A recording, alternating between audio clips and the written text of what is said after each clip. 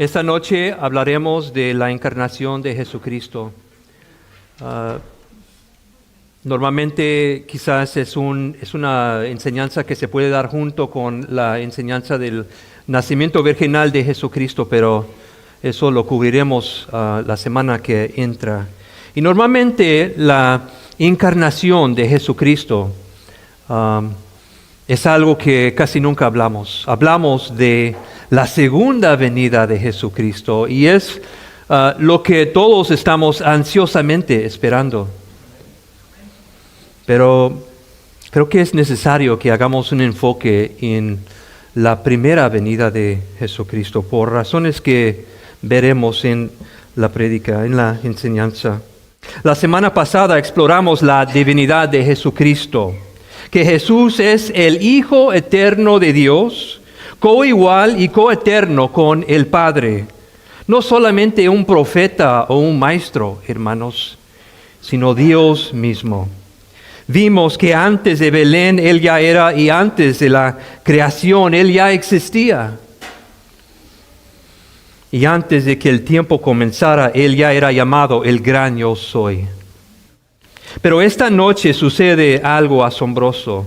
Aquel que era antes de todas las cosas, que creó las galaxias con su palabra, que tiene todo el poder y la gloria en su mano, ese mismo descendió.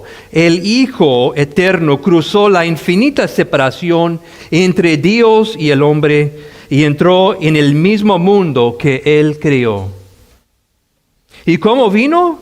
No en un carro de fuego, hermanos, no rodeado de ejércitos celestiales.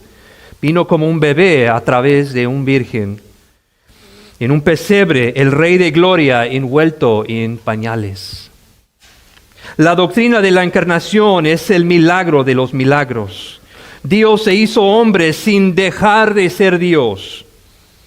En Jesús contemplamos la plenitud de la divinidad y la plenitud de la humanidad, unidas en una sola persona gloriosa.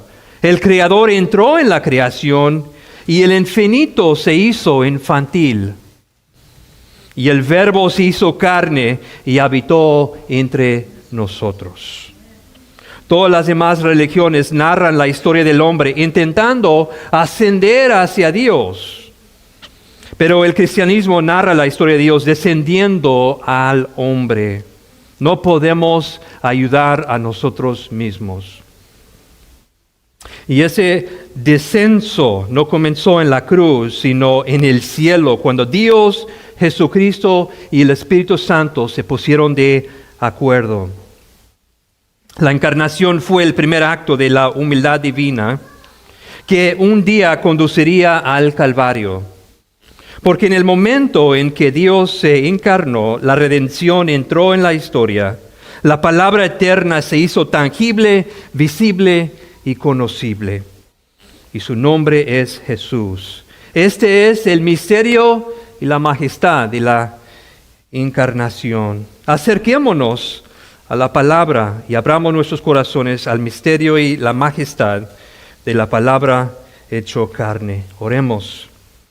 Gracias, Señor.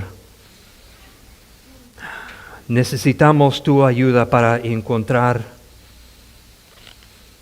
el misterio. Queremos asombrarnos de ti, Señor. Queremos gloriar en cada palabra que encontramos en la Biblia, y especialmente esta noche, un parte tan íntegro al Evangelio, Señor. Muéstranos, ayúdanos, que seas tú que sale enfrente, Señor, para que todos podamos asombrarnos de tu gloria en la primera venida de ti.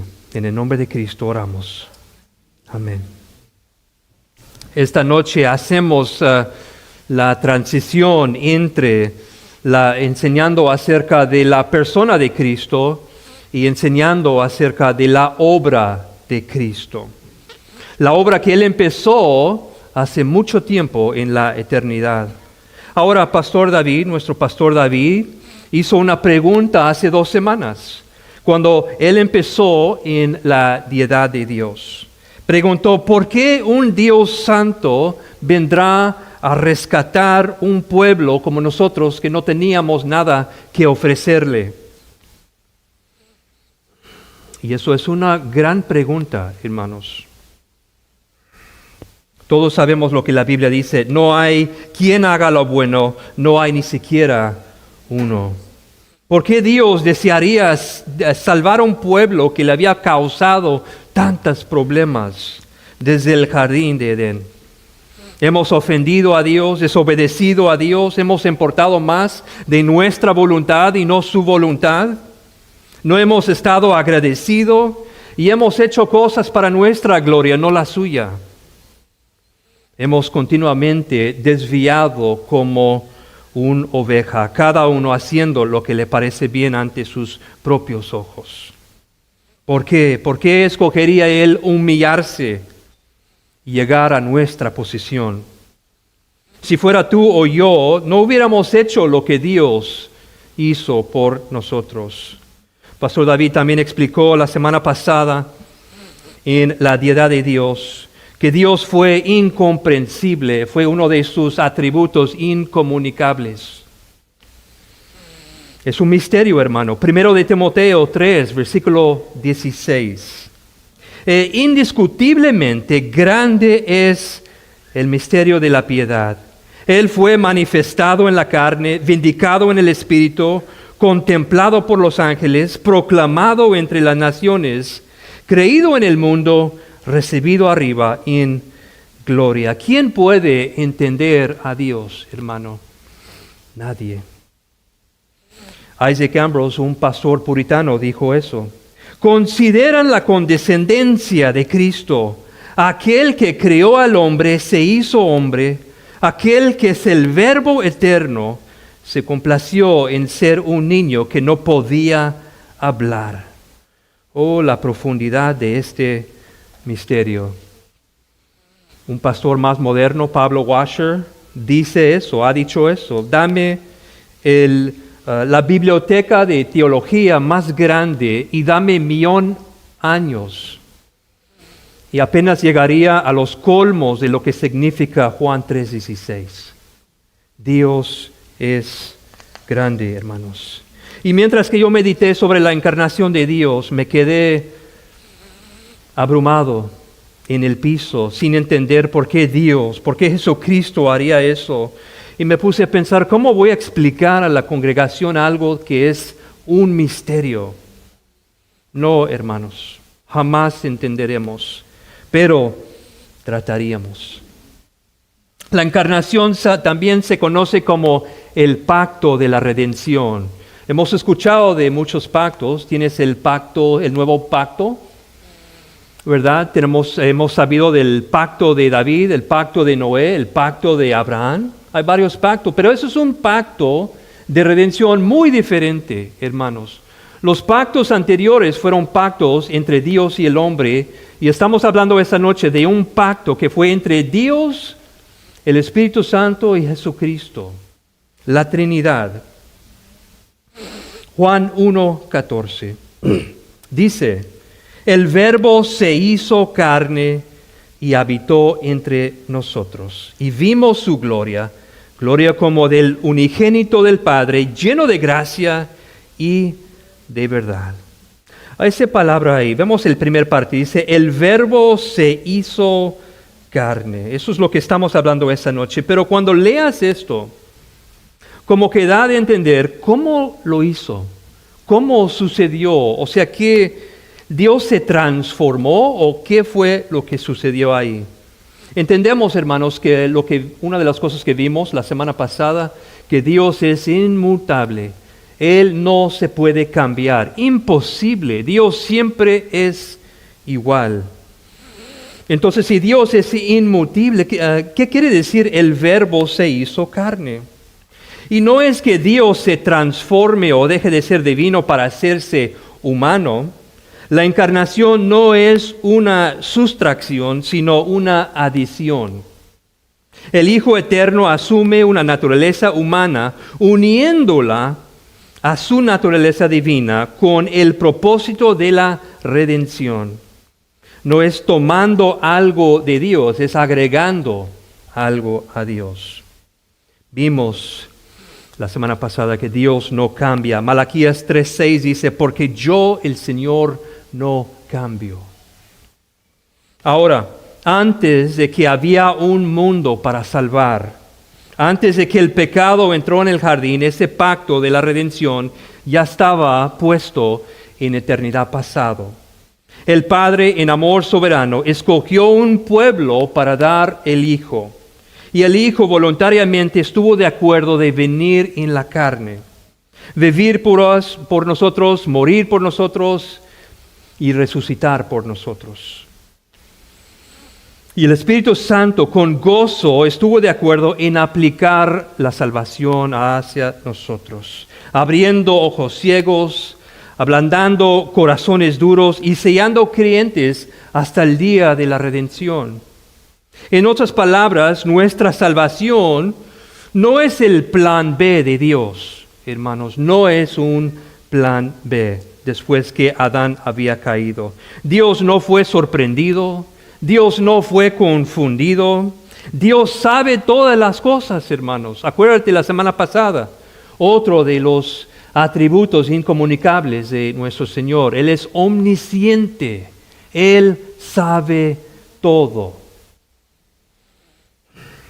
Fue su plan original de la Trinidad, hermanos. Génesis 3:15, lo que fue profetizado hace mucho tiempo por Dios mismo. Génesis 3:15, pondré enemistad entre tú y la mujer, y entre tu simiente y su simiente. Él te herirá en la cabeza y tú lo herirás en el talón. Eso fue plan A. Nunca ha habido un plan B, hermanos. Cuando vemos el protoevangelio, se llama, Él te herirá en la cabeza. Significa que algún día Jesucristo iba a venir y iba a dar un golpe a Satanás. El hecho de que está señalando la cabeza aquí significa que sería un golpe fatal. Iba a conquistar la muerte. Después vemos aquí, tú lo herirás en el talón. Significaba que iba a haber sufrimiento, humillación por medio de lo que Cristo iba a hacer por nosotros. Eso fue plan A. Nuestra salvación fluye de un acuerdo eterno con la Trinidad. Un plan santo formado en la eternidad y llevado a cabo en la historia sobre la cruz y en nuestros corazones. Ahora muchas personas no creen que Jesús es Dios, pero las Escrituras son claras, hermano. Juan 1:1-3. No sé si dice 1-2, pero es 1-3 que está ahí. Dice, en el principio ya existía el Verbo, Jesucristo, y el Verbo Jesucristo estaba con Dios, y el Verbo Jesucristo era Dios. Él estaba en el principio con Dios. Muy, muy claro la palabra de Dios. Versículo 3, donde queremos enfocar. Todas las cosas fueron hechas por medio de Él, y sin Él, Jesucristo, nada de lo que ha sido hecho fue hecho. Lo hicieron juntos. El Espíritu Santo, Dios y Jesucristo hicieron todo juntos y estuvieron de acuerdo. Fue su plan original. Esos versículos declaran la existencia eterna del Verbo de Dios, de Jesucristo, y su participación en la creación. Jesucristo fue involucrado desde el principio, hermanos. Ahora, ¿cómo se produjo este acuerdo? ¿Cómo? Y eso es lo que llamamos el pacto de la regeneración. Hace mucho tiempo, otro pastor puritano, John Flavel, hizo algo que se llama la oferta del Padre. Es una ilustración que él predicó en un sermón. Y quiero contárselo. Nos presenta ese relato imaginario entre la conversación del Padre y el Hijo para nuestra salvación. Nos da la oportunidad de mirar lo que nuestro Dios hizo por nosotros. Ahora, quiero recordarles que eso va a ser una ilustración nada más. ¿Ok? Tenemos que cuidar que no cambiamos esa ilustración entre una negociación o un debate entre el Padre y Jesús. Siempre estuvieron de acuerdo, eso es solamente una ilustración. Pero aquí está lo que Cristo hizo por nosotros. El Padre habla: Hijo mío, he aquí una pobre y miserable compañía de almas que se han destrozado completamente a sí mismos y ahora están expuestas a mi justicia. La justicia exige satisfacción por ellos o se satisfacerá con su ruina eterna. ¿Qué se hará para estas almas? Y Cristo responde de esa manera: Oh Padre mío, tal es mi amor y compasión por ellos, que en vez de que ellos perezcan eternamente, yo me haré responsable por ellos como su fiador. Tráeme todas sus facturas para que pueda ver lo que te deben. Señor, tráemelas todas para que no hayan deudas futuras para ellos. Pónmelas a mi cuenta. Preferiré sufrir la ira que merecen a que ellos la sufran. Sobre mí, Padre mío, sobre mí sea toda su deuda. Y el Padre responde: Pero hijo mío, si tú te comprometes por ellos, tú debes contar con pagar hasta el último centavo. No esperes ninguna reducción en lo que deben, no esperes ningún aplacamiento. Si los perdono a ellos, no perdonaré a ti. Y el Hijo habla, concluyendo: Conforme, Padre, que así sea, cárgalo todo sobre mí. Soy capaz de cumplirlo, y aunque esto sea un tipo de ruina para mí, a pesar de que empobrece todas mis riquezas, vacía todos mis tesoros, sin embargo, estoy contento de llevarlo a cabo. Y después del sermón, John Flavel exhorta a su congregación diciendo: sonrojarse creyentes ingratos, que la vergüenza cubra sus rostros. Quería que ellos reconocieran la magnitud de lo que Cristo había hecho por nosotros. Deberíamos de cubrir los rostros. Ahora, eso fue un dispositivo figurativo, hermanos, para poder explicar a nosotros unas verdades teológicos. Por ejemplo, el estado de los pecadores ante la justicia de Dios. El concepto de que Cristo es nuestra sustitución. Y la severidad de la justicia divina. Y por último, lo voluntario que fue Jesús a la cruz por nosotros y cuánto le costó. Son cosas que necesitamos entender. La encarnación es el milagro de los milagros. ¿El Padre y el Hijo estuvieron de acuerdo? Absolutamente. No había ningún desacuerdo, había completamente armonía total entre ellos. La palabra nos dice en Juan 10:30, yo y el Padre somos uno. Y en Juan 17 dice, la gloria que me diste les he dado para que sean uno, así como nosotros somos uno. Unidos en crear todas las cosas, unidos en la encarnación, unidos en el nacimiento virginal y unidos en todos los aspectos del Evangelio, desde la eternidad para siempre. Ahora, una gran parte de esta noche sería ¿por qué vino? Y antes de que hablamos de las razones de por qué vino Él, hablaremos de las razones por lo cual no vino, hermanos, porque hay una herejía que pasa y normalmente lo escuchas en las mega iglesias. Y va algo parecido a eso. Fuimos tan valiosos que el Señor tenía que venir por nosotros. Y eso es una herejía, hermanos. Todos saben que no hay ni siquiera uno bueno. No teníamos ningún valor, cero valor, y hubiera sido justo enviar todos nosotros al infierno. Entonces, ¿por qué vino? ¿Qué fueron sus motivaciones, hermano?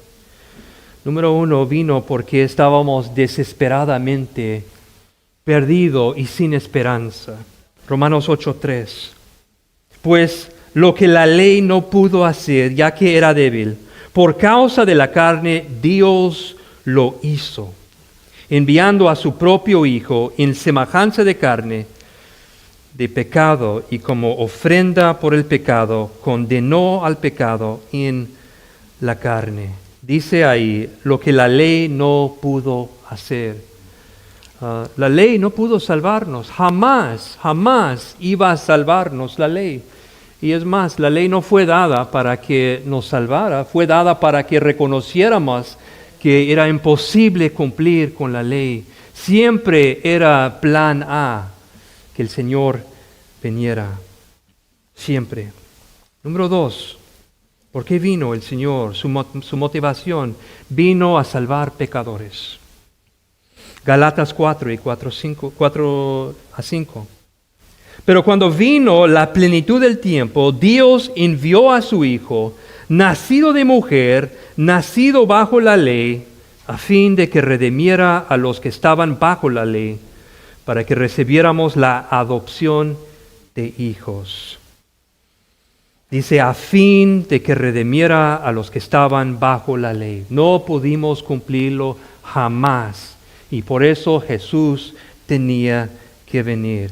Ese versículo también contesta otra pregunta. Quizás hay alguien que nos preguntaría, ¿por qué el Señor tardó tanto? Si sabía que no podíamos cumplirlo.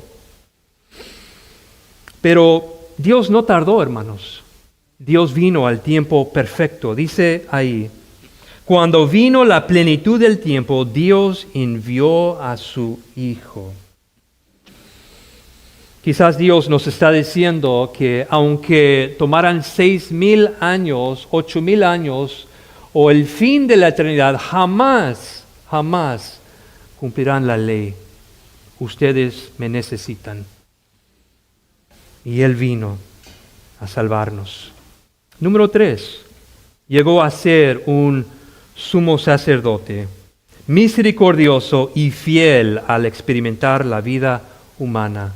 El Señor vino y Él experimentó lo que tú y yo estamos experimentando el día de hoy.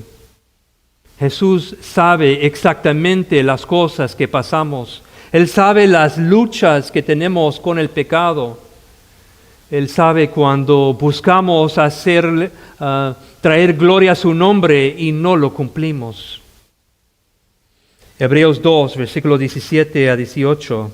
Dice, por tanto, tenía que ser hecho semejante a sus hermanos, tú y yo, en todo, a fin de que llegara a ser un sumo sacerdote misericordioso y fiel en las cosas que a Dios atañen, para hacer propiciación por los pecados del pueblo, pues por cuanto Él mismo fue tentado en el sufrimiento, es poderoso para socorrer a los que son tentados. Hermanos, Dios, Jesús, nos conoce íntimamente. Cuando estás peleando con tu pecado, buscando su voluntad y no lo puedes hacer, Él entiende y está intercediendo por nosotros junto con el Espíritu Santo. Por eso Él tenía que venir, hermanos. Pero antes de que Jesucristo vino, eso fue imposible. Fue imposible. ¿Ves la palabra que está ahí? Para hacer propiciación por los pecados del pueblo. Propiciación es una palabra, quizás la palabra más importante en toda la Biblia. Todo es importante, hermanos, pero esa palabra en particular, propiciación, significa que un sacrificio que satisface el juicio. Dios necesitaba satisfacción. Dios fue ofendido grandemente por los pecados tuyos y los pecados míos. Dios necesitaba satisfacción. Tú y yo a veces clamamos satisfacción, ¿verdad? Cuando alguien nos hace algo malo, no me pagaron, quiero llevarlos al corte para que me paguen. Y somos rápidos para buscar satisfacción, hermanos. Pero tenemos que entender que Dios también es un Dios justo.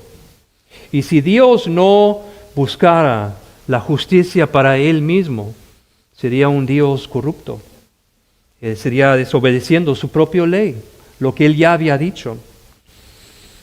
Entonces, Dios necesitaba satisfacción. Por eso Jesús vino para nosotros. Número 4. ¿Por qué vino el Señor? ¿Cuál fue su motivación? Él vino a dejarnos un ejemplo, hermanos. Vino a dejarnos un ejemplo de cómo debemos de vivir. Para mostrar en sí mismo lo que la humanidad estaba destinada a hacer desde Adán y Eva. 1 Pedro 2:21 dice, porque para este propósito han sido llamados, pues también Cristo sufrió por ustedes, dejándoles ejemplo para que sigan en sus pasos. Es lo que debemos de hacer, seguir exactamente en sus pasos. Sufrir como Él sufrió, traerlo gloria, debería de costarnos. No de la misma que le costó a Jesús, porque eso sería difícil, pero algo semejante, hermanos. Deberíamos de irnos lastimados, gateando en el cielo, no corriendo hacia el infierno. Vemos eso en otro lugar, lo vemos en Filipenses capítulo 2. Pero hablaremos de un aspecto diferente, cómo vino, cómo Él vino, cuál era la actitud de Jesús cuando llegó. Y la actitud que vemos aquí en Filipenses 2 es una actitud de humillación.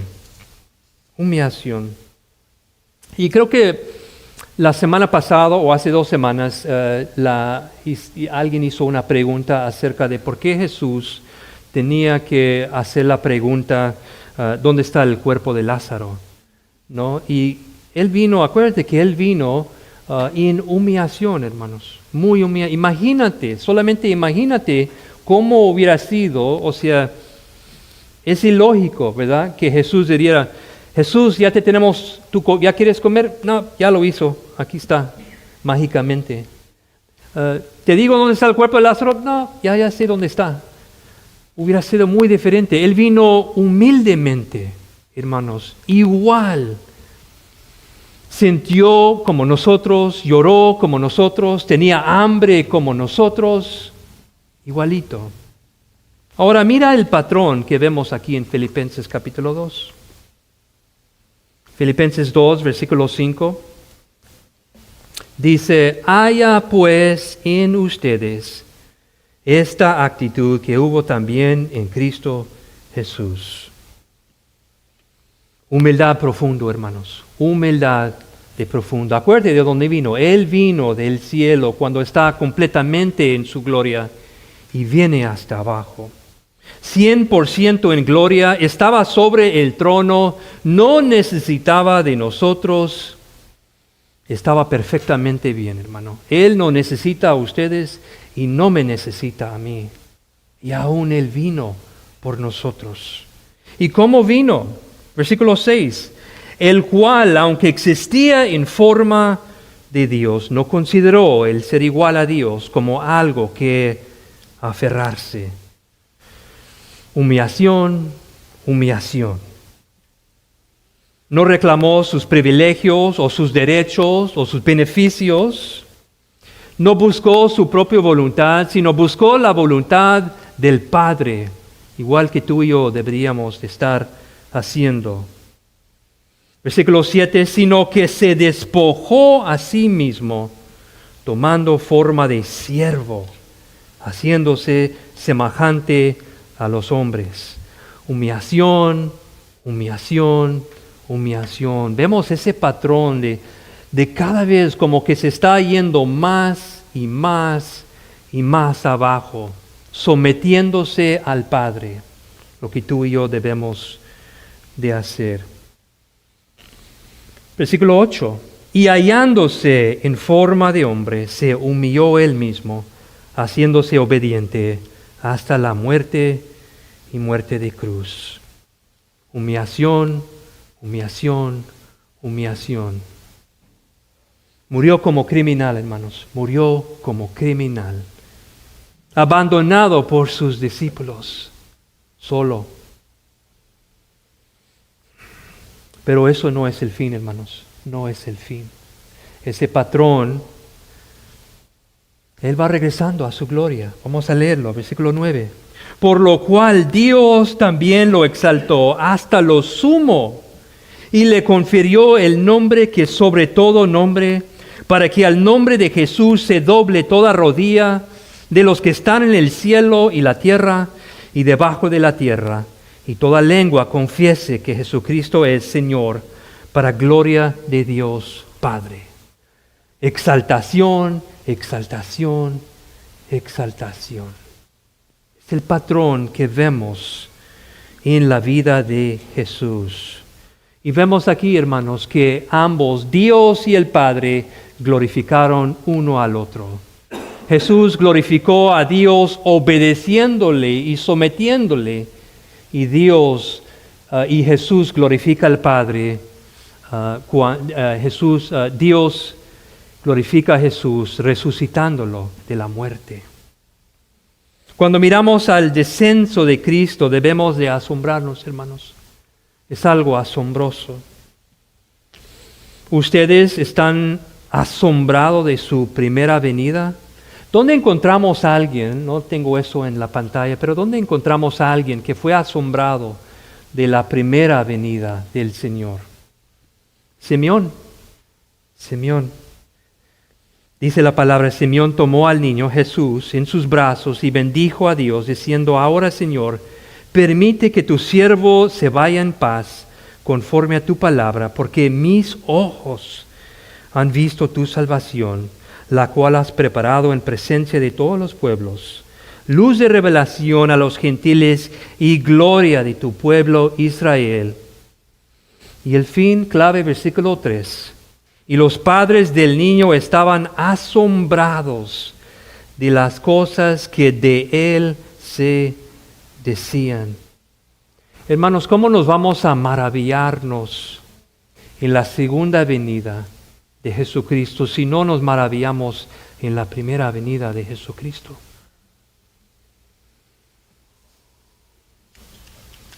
Gloriamos en la encarnación de Jesucristo de la misma manera que Simeón. Nos humillamos de la misma manera para la gloria de Dios. De alguna forma, ¿cómo vamos a estar exaltados algún día en el cielo si no nos humillamos en esta vida de la misma manera que Jesucristo dio? Nos dio un ejemplo que debemos de seguir en sus pasos. Mateo 23 dice, y cualquiera que se exalte será humillado, y cualquiera que se humille será exaltado. Deberíamos de gloriar que Él vino la primera vez, porque Él vendrá de nuevo, hermanos. Pero todo empieza aquí, con la descensión de Jesucristo. Mientras que cerramos, hermanos, recuerda que debido a que Dios es incomprensible y no podemos saber todas sus razones, pero sí podemos ver lo suficiente para ser asombrado. La Biblia dice que siendo rico, sin embargo, por amor a ustedes, se hizo pobre. Y que siendo aún pecadores, Cristo murió por nosotros. No cuando habíamos mejorado, pero cuando estábamos en nuestros peores. El eterno, todo santo Hijo descendió de su gloria infinito, no porque había descubierto potencial en nosotros, hermanos, pero porque Dios es amor. Un amor que escoge lo feo, que persigue los perdidos y paga el precio completo Él mismo. Entonces, cuando miras al descenso de Cristo, ves un Dios cuya gloria es tan inmensa, hermanos, que nunca es más exaltado cuando Él se humilla para salvar a un pueblo que no tenía nada que ofrecerle a Él más que su propio pecado. Y por eso, por toda la eternidad, quedaremos con la boca abierta y nuestra canción será: digno es el Cordero que fue inmolado. Hermanos, deja que ese misterio los mueve a alabarle, no solamente aquí en la iglesia, pero en los momentos de devoción que ustedes tienen en privado, en el lugar secreto. Deja que su humildad confronta su orgullo y deja que su cercanía consola tus temores. Y mientras que se vayan hoy, vayan con confianza que el Dios que llegó a ser hombre siempre se ha amarrado a su pueblo y nunca fallará a traer cada pecador elegido seguramente a casa. Oremos, hermanos.